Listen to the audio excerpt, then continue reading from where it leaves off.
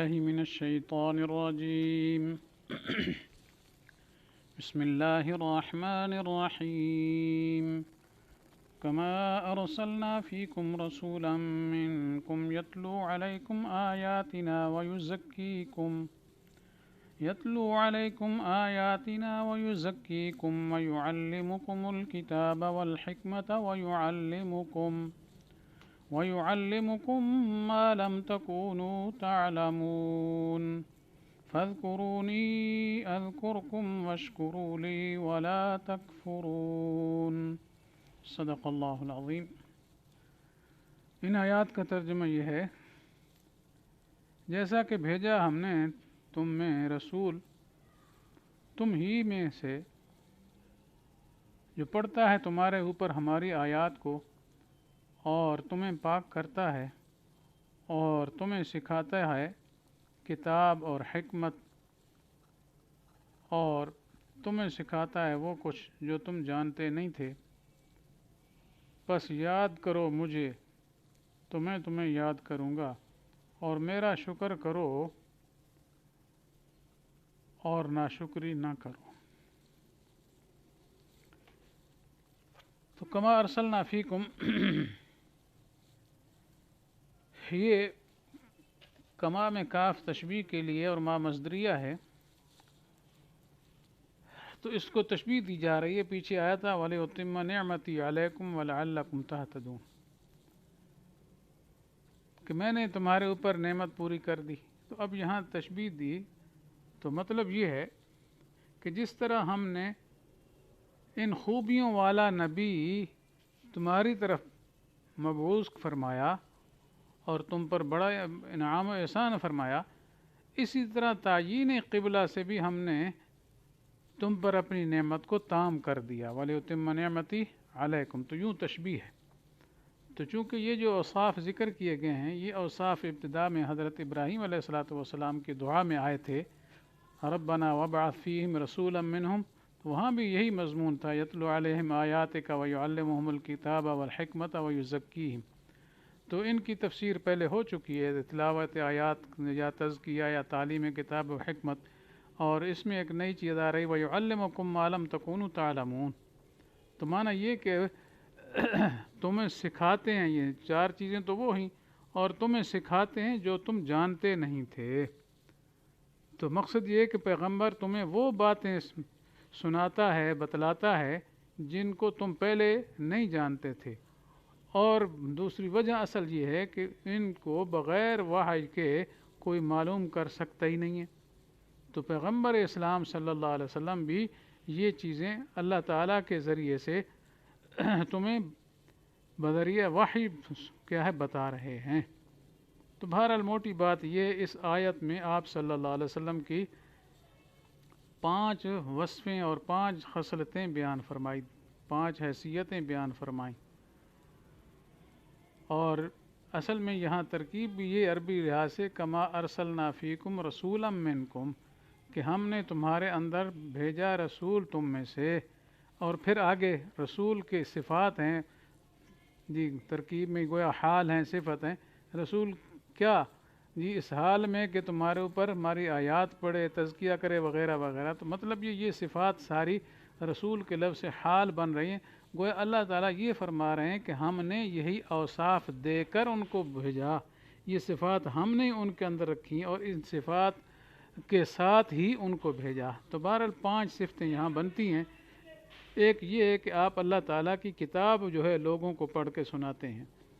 دوسری یہ ہے کہ کتاب اللہ کے الفاظ کی جو اصل کیفیت ہے ادائیگی کی، اور اس کے مطالب، معانی، اسرار، رموز، جی وہ سکھاتے ہیں۔ جی تو کتاب کے الفاظ بھی ہو گئے، اور اس کے ساتھ حکمت سے مراد اسرار ہیں، راز ہیں، معانی اور مطالب ہیں۔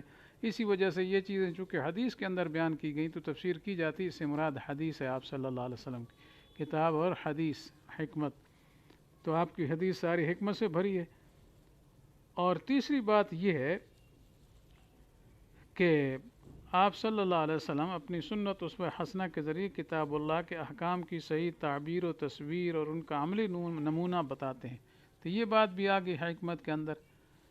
اور آخری نہیں بلکہ چوتھی صفت یہ بنے گی کہ ظاہری تعلیم تو ہے ہی ہے، وَيُعَلِّمُهُمُ الْكِتَابَ وَالْحِكْمَةَ میں آ گیا، تو اس کے ساتھ ساتھ لوگوں کی روحانی تربیت بھی کرتے ہیں، جس کو تزکیہ کہا جاتا ہے جی، کہ ان کے عقائد، اعمال، اخلاق سب جو ہے ٹھیک ہو جائیں، اور تمام امور دین جی، جس کا آخری چیز ہے کہ تمام امور دین جن کا لوگوں کو علم نہ ہو اور نہ ہی وہ کسی ذریعہ سے علم کا حاصل کر سکیں، یہ خدا کا پیغمبر ہی ایسے تمام امور میں اللہ تعالیٰ کی طرف سے ان کی رہنمائی فرماتے ہیں۔ تو بہرحال معلوم ہوتا ہے کہ یہ ساری چیزیں اللہ تعالیٰ نے آپ صلی اللہ علیہ وسلم کے اندر رکھی تھیں، اللہ کی طرف سے ہیں جی۔ یہ نہیں ہے کہ جیسے بعض یہ کہتے ہیں جو حدیث کو نہیں مانتے، وہ کہتے ہیں آپ صلی اللہ علیہ وسلم کا کام تو صرف کیا ہے، بس قرآن کا پہنچا دینا تھا، ایک ڈاکی کی حیثیت ہے، نعوذ باللہ۔ بلکہ اللہ تعالیٰ نے یہ نہیں کہا کما ارسلنا فیکم رسولا بس، بلکہ آگے خود اللہ تعالیٰ فرما رہے ہیں کہ یہ کام انہی کے ہیں، آیات کی تلاوت کرنا، آیات کی ادائیگی، ان کے راز بتانا، ان کے آگے جو طریقے ہیں وہ بتانا، پھر تزکیہ کرنا، پھر کیا ہے سارے احکام بتانا۔ تو یہ ساری باتیں اللہ تعالیٰ کی طرف سے ہی اللہ تعالیٰ ہی نے آپ کے اندر رکھ دی تھیں، اور اسی اوصاف کے ساتھ متصف بنا کے اللہ تعالیٰ نے آپ کو بھیجا تھا۔ تو اس بنا پر آپ صلی اللہ علیہ وسلم کے کہ ہر قول اور ہر فعل جو ہے وہ حجت ہے، اور وہی قرآن کی تفسیر ہے۔ قرآن کی تفسیر بغیر آپ صلی اللہ علیہ وسلم کے فرمان کے صحیح ہو ہی نہیں سکتی۔ تو اس بنا پر حدیث کا ماننا ضروری ہے، بغیر حدیث کے قرآن پر بھی عمل ممکن نہیں ہے۔ تو چونکہ اللہ تعالیٰ خود فرما رہے ہیں یہ اوصاف دے کر ہم نے بھیجے، تو آپ نے جو کچھ کیا، تزکیہ کیا، تعلیم کتاب و حکمت تھا، یا تعلیم ما لم تکونوا تعلمون تھا، یہ سارا کچھ حدیث ہی ہے۔ اس لیے حدیث کا انکار کرنا درست نہیں ہے، غلط ہے، بالکل انتہائی درجے کی برائی ہے۔ تو اس کے بعد یہ فرمایا فَاذْكُرُونِي أَذْكُرْكُمْ وَاشْكُرُوا لِي وَلَا تَكْفُرُونَ، کہ میرا ذکر کرو، تو یعنی جب ہم نے انعامات تمہیں دے دیے تو پھر مجھے یاد رکھو جی، تو میں تمہیں یاد کروں گا، اور میرا شکر کرو اور ناشکری نہ کرو۔ تو مقصد یہ ہے کہ جو جو احکام میں نے دی اس کے مطابق زندگی گزارو جی، کیونکہ ذکر کا معنی خالی زبان سے بس نہیں ہے کہ کسی چیز کا نام لے لینا۔ ذکر کا اصل حقیقی معنی جو ہے، صحیح معنی جو ہے، وہ ہے دل میں یاد کرنا۔ جیسے کہتے ہیں جی میں نے آپ کو فلاں موقع پہ بھی یاد کیا تھا، فلاں موقع پہ یاد کیا تھا، تو یاد کرنا زبان سے نہیں ہوتا، اصل یہ دل میں یاد کرنا ہوتا ہے۔ تو لہذا ذکر کا حقیقی تعلق دل کے ساتھ ہے۔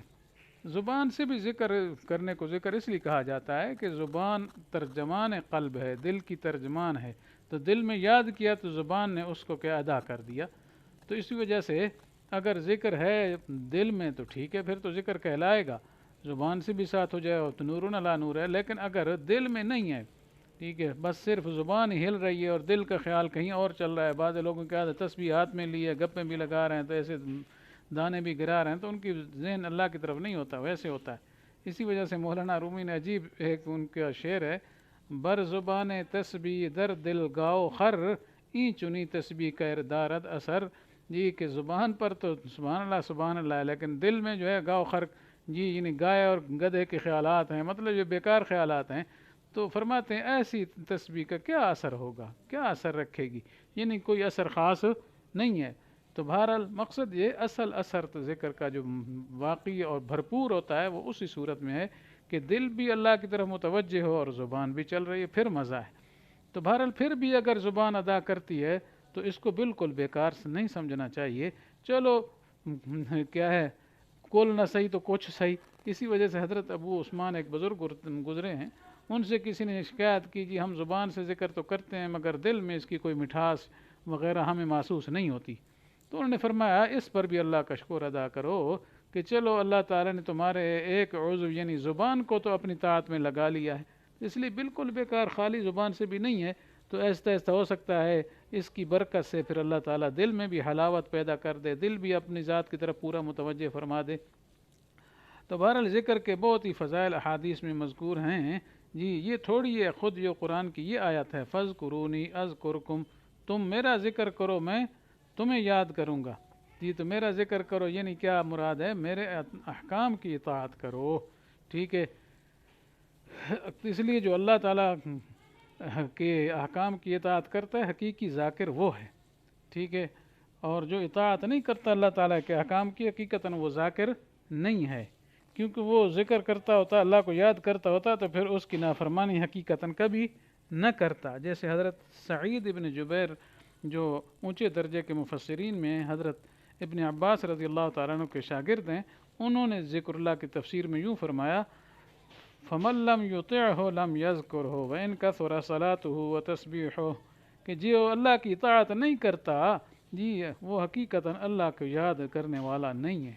اگرچہ ظاہراً وہ بڑی نمازیں تو تسبیحاں تو کیا ہلا گلا مچائی ہوئی ہے، لیکن دل اس کا کیا ہے، یعنی حقیقتاً اللہ کے ساتھ ہوتا تو پھر کبھی اللہ تعالیٰ کی نافرمانی نہ کرتا.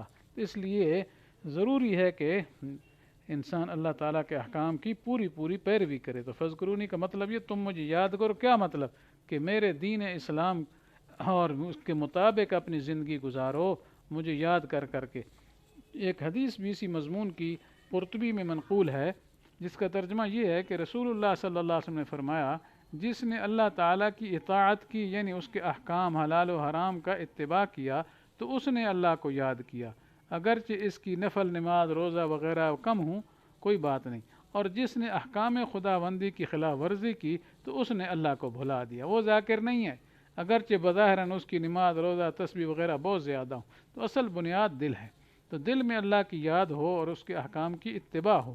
جی اتباع ہی اصل حقیقی یاد ہے، اتباع نہ ہو تو پھر وہ یاد نہیں شمار ہوتی. جی تو اس آیت میں یہی فرمایا جا رہا ہے کہ تم مجھے یاد رکھو، یعنی میری اطاعت کرتے رہو تو میں بھی تمہیں یاد کروں گا، تمہیں بڑا اونچا بدلہ دوں گا. اور وشکروا لی، اور میں نے یہ جو انعامات پیچھے ذکر ہوئے ہیں، جی تحویل قبلہ والا بڑا انعام، جی پھر ایسے نبی کا جو سید الانبیاء ہے اور ان اوصاف والا نبی ہے، ایسے نبی کا تمہارے اندر مبعوث کرنا یہ بھی بہت بڑا انعام ہے. تو اس کا شکریہ ادا کرو. تو شکریہ اس میں یہی ہوگا نا کہ اللہ تعالیٰ کے احکام کی پوری پوری پابندی کرو اور ناشکری نہ کرو. ناشکری نہ کرو یعنی جو دین یہ لے کر آئے ہیں، ٹھیک ہے، اس کی خلاف ورزی ہرگز نہ کرو.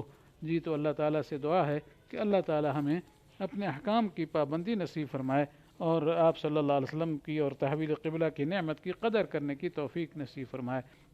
وآخر دعوانا ان الحمد للہ رب العالمین.